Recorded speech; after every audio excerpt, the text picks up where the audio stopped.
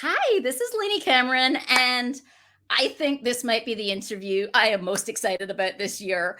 Ashley, I am so grateful that you are going to be joining me as a co host on the Best of Women's Fiction podcast. I am so thankful that you asked me, that someone recommended me, that after the our initial chat, you offered it to me. I'm just so excited to be here. So, I'll give folks a little bit of the background because this is a special episode where we're talking about, why you and how it's going to work. And it's been just astounding to me since the podcast took off at the beginning of this year. And before it was a podcast, it was actually a video series of interviews that I did on my Instagram. And at the beginning of this year, I decided to also make it into a podcast.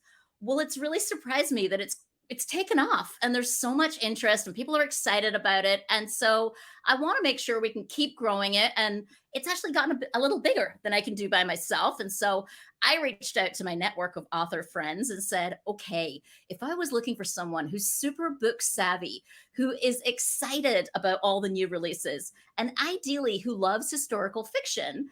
And the reason I said that is we haven't had a ton of historical fiction on the podcast, and I feel like it's a gap. And I don't read as much of that. I read more contemporary. So I reached out to a lot of author friends, and I said, like, okay, if we were looking for this person, who would this person be? And it was actually Alison Hammer who said, I've got the perfect person. I don't know if she'll say yes, but you should go talk to Ashley, who runs the Hasty Booklist. She's a big book blogger. She loves books, and she recently came out as an author. And so that is how you ended up being the person that I lobbied to join me as co-host on the podcast. I will forever owe Alison Hammer. So I'm excited to talk to you to find out more about your background. I know our listeners will be too. Let's start with, where are you joining us from today? Well, first, thank you so much for inviting me to be on the podcast and also co-host the podcast. I'm just so grateful to be a part of it. But I'm calling in from Chicago. Awesome. And that's right. You and Alison are in the same city, so you've met in person. That's right. And why don't we start with a little bit about your background? I know people will be interested. If you're not following the Hasty Booklist, you should be. But tell us a little bit about you and your background.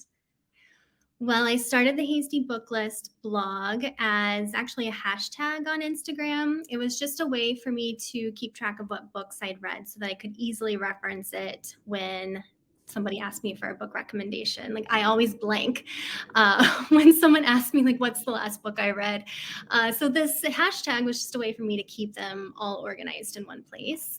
My husband was actually the first one to suggest that I create a blog, but I resisted for a really long time, thinking that writing about books would take away from the time that I had to read about books or read books. So one day he just created the website for me, said, it's there if you want to do something with it. I posted a few reviews that day, and then it kind of took off from there. And did I see somewhere that you've had, what was it, hundreds of interviews at this point? Like, you've had tons of authors, right? Yeah, so I do written interviews with authors where I just send them a series of signature questions that I ask every author. And I've done over 500 of those now. Wow. Yeah. And It's shocking to me.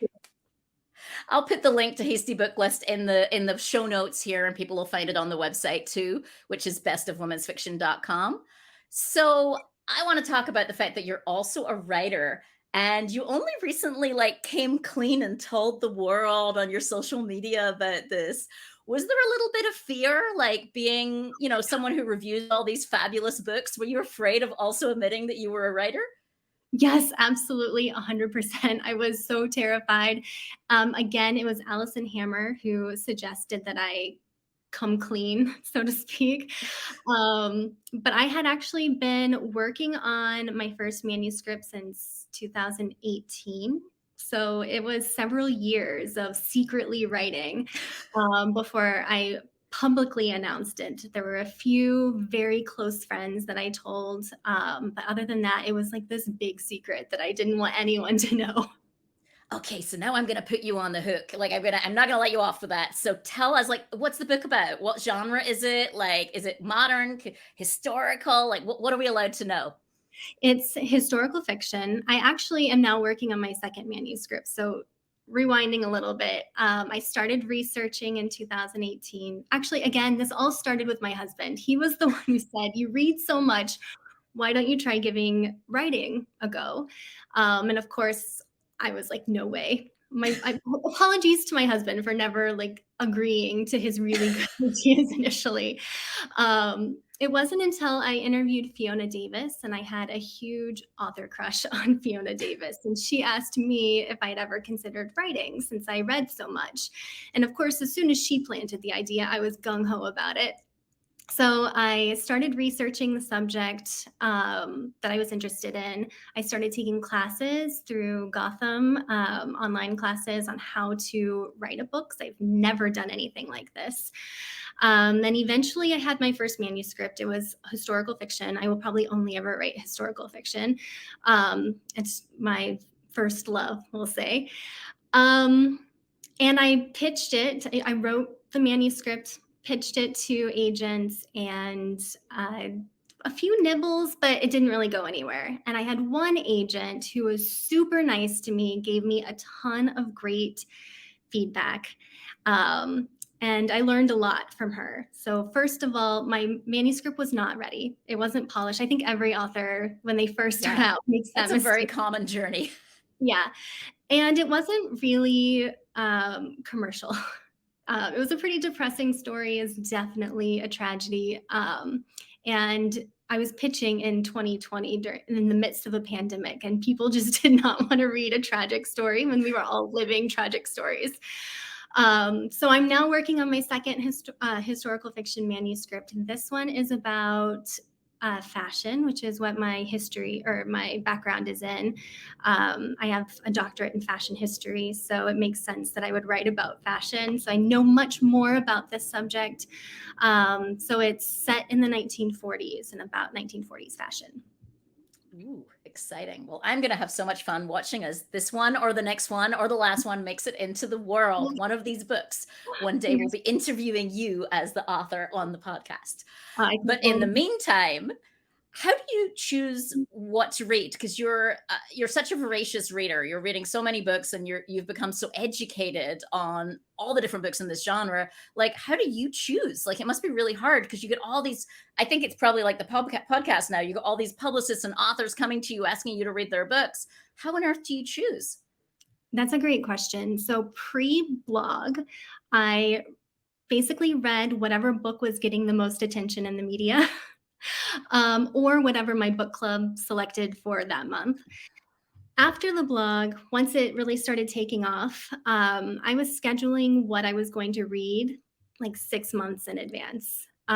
So whether or not I was in the mood to read that book or if it even sounded good to me anymore, I had already committed to reading it. And I was committing to about one book a week, which is a lot for me. I'm not a speed reader. I'm just a normal, relatively slow reader. And I got really burnt out really fast. So now I don't commit to reading any of the books that are sent to me, and I get about 20 books a week from Oh my publicists. So goodness. it is a ton. I could never possibly read them all. So now I just go through my stack of books and pick one that is appealing to me in the moment. So it's really, there's like no rhyme or reason to it. It's when I finish a book and I'm ready to start a new one, I look through the stack and just whatever is speaking to me at that moment. I love that. I can't really do paper books in the same way. In some ways, it's good because I probably would have stacks and stacks of them if I could. But I'm doing electronic. But I also struggle with this. Like I try to tee up the ones, and I'm doing a lot of like I'll offer to or I'll say yes when someone asks for an endorsement, but then I have to be realistic about time frame. And I have gotten myself sometimes into the situation where I'm like, oh wait, I committed to do 4 endorsements this month, and we've got the podcast going and other things, and I'm like, I have overcommitted myself, and then it just becomes like no fun, right? You're fried instead of enjoying the reading. Yeah, it was interesting. I was getting really burnt out because like you said, I was just fried from overreading. And it took like a really huge life tragedy to stop me in my tracks. Most people know that 2 days after we moved into our house, the unit below ours caught fire and it spread through the rest of the building and it destroyed our unit. So at that moment, I was like, I cannot read all of these books I committed to. I'm like, in survival mode, trying to figure out where I'm going to sleep the next night. So I contacted all of the people I work with, and I'm like, I'm sorry, I'm going to drop the ball for several months. And that really gave me permission to stop overcommitting myself. And it's been a silver lining of that experience. Well, so one of the things I want to talk about is how we're going to select the books for next year because I'm dealing with a little bit of the same thing on the podcast. We have way more interest in being on the podcast than I have space for, even if we do every week. Our goal, just so folks know, is we're going to go back and forth week by week. So I'll be the host one week, Ashley will be the host the next week, and we'll try and cover more historical fiction than we did in the past. But we're still going to have a real challenge in selecting the books. I could tell you that we've been booked through 2021 since I want to say May or June, which is pretty crazy. And so, what we're going to do, I'll explain a little bit here. We are by invitation. So it's not a you email us and we email you back and say yes. And it's been by invitation since the start. But I think folks got excited and wanted to get on. So I started getting a lot of inbound emails, sometimes 30 or 40 a week of people asking to be on, which just became overwhelming for me, to your point, right? It was just too much. And so what we're going to do is it is by invitation, but we're going to open up a forum starting next week. Actually, depending on when we air this week. It's going to be coming here. Look in the notes because I'll put more information in the notes for the show. But we're going to let you submit all of your information as an author or a publicist if you'd like to be considered for an invitation. We obviously can't promise, but Ashley and I will go through all of the people who asked to be considered. And then early next year, or before, but most likely it will be for most books early next year. We'll send out invitations to those that we're inviting to join the podcast. And our goal is to run the next season from February through probably February, March, April, May-ish, like at least 3 months, which will let us fit in however many weeks that is every week. And it won't be enough, but we're going to do our best to select it. And so I wanted to kind of chat a little bit with you, Ashley, because you're going to help me with this process on how the heck we're going to go through that process. So we're going to do open here for everybody. I will share that for me, one of the priorities is I like to highlight a diversity of stories. And what I mean by that is not just ethnicity and background. What I mean is there are certain storylines that tend to get kind of repeated in women's fiction and become almost like tropes in women's fiction. So like maybe one might be like a character gets divorced, moves to the country, opens a B&B, refines her life and her mission. Love those books. They're beautiful books. But it's been done, and it's maybe not adding diversity when the next one of those stories gets told, unless someone put a unique spin on it. Always can put a unique spin on a trope, right? But I'm especially interested in books that take me into cultures, locations, life experiences that women have that maybe haven't been written about enough. All of those things, the stories that haven't had the attention that maybe they merit. So like that's important for me as we think about this. What about you, Ashley? What kind of gets you interested in wanting to talk to an author? Well, like you said, I'm primarily doing historical fiction. I won't say I'm exclusively doing historical fiction, but that will be my leaning. And historical fiction is the same. There are tropes as well that tend to be done over and over again. Everyone who's a historical fiction fan knows that World War II novels have been done exhaustively. And I did my research in World War II. I love a World War II novel, but like you said, there needs to be something new, different, a twist on it if it's going to be World War II. So like I am also looking for something different. I'm really excited about the form that we are going to set up so that there will be new authors that I'm not familiar with, hopefully, who apply to be on the podcast. So I'm really excited to learn some new names, research some new authors that are either debuting or have books out and I just haven't crossed their path yet. So I'm really looking for someone new. And we're going to put that on the forum just so folks who are listening know, like, there's a space where you can tell us why you think your story is interesting and we should pick it for this podcast. I mean, we are trying to pick the best out there among women's fiction. And so we give you the chance to tell us that. And so I know it's hard. Like, part of why we're taking this approach is I hate rejecting other authors. Let me tell you that when I was like oversubscribed and I was literally replying to everybody when we got to July saying sorry, sorry, sorry, that doesn't feel good for me either. I don't like saying no to other authors. So I'm hoping this approach will avoid me having to send those exact emails, and instead we can focus on the folks we really want to invite, and you'll get an invitation if you caught our interest. Yes, I love that. So I hate saying yeah, no go to ahead. authors. Like, first and foremost, we're readers. Like, we love to read. We love books. We don't want to say no to anyone. So, Right. yeah. So I am so excited. What are you excited about? I know you've shared with me that you're thrilled that you're going to do this. Is there anything in particular that has you excited for next year as we go into 22 and start doing this together? Well, the first thing that appealed to me when you reached out about co-hosting the podcast was having like a colleague, someone to collaborate with. Writers are often work alone.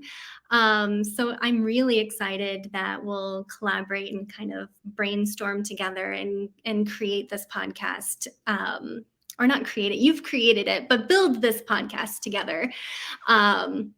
So that was the first thing that appealed to me. I'm also very excited to interview some of my favorite authors next year, but also meet new authors. You have a great community of authors here. Just in the introduction Instagram post that we did, I met a lot of new people that way. So I'm really excited about meeting new authors.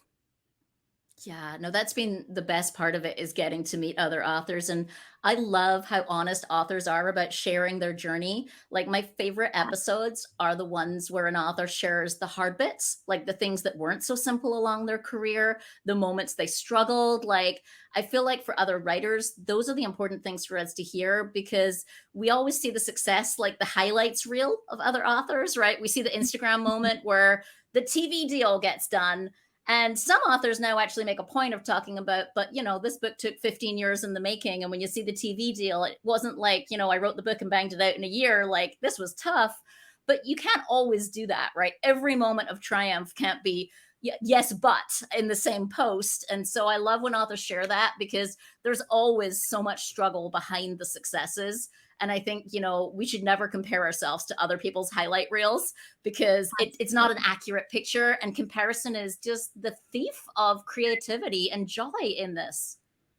I did a blog post just recently where I invited 25 authors to share their failures, those things that did not work out according to plan, manuscripts that are still in the drawer, whatever they felt was a failure, which is really, we know, just a stepping stone to something greater. But that was one of the most powerful posts, because it aired all of their dirty laundry, we'll say, their failures. And it was so inspiring. There were debut authors who shared. There were really well-established authors who shared. Authors that you think just made it overnight and really had written 4 or 5 manuscripts before they ever got one published. So I would love to explore more of those stories on the podcast too. Awesome. And isn't that funny that we both like appreciate and went after the same topic? I'll make sure that we put the link to that blog post in the show notes as well, so folks can read it. And I'm excited to read it, actually. So I'm so excited. We are going on a journey together here. Like you said, as colleagues, this is going to be a blast. And I can't wait to get going and work with you towards 2022 here. Me either. 2022 cannot come fast enough. I'm really excited to get started. Well, I hope everybody enjoys their holiday season. We're almost at the end of this season. I think we only have a couple more episodes to go, and then we'll be wrapping up for 2021. And I only have one left to record, so we're very close at this point. And then watch for that form, everybody, if you want to be considered for 2022. It's coming within the next few days. Yay! Bye. Thank you, Lainey. This was a lot of fun.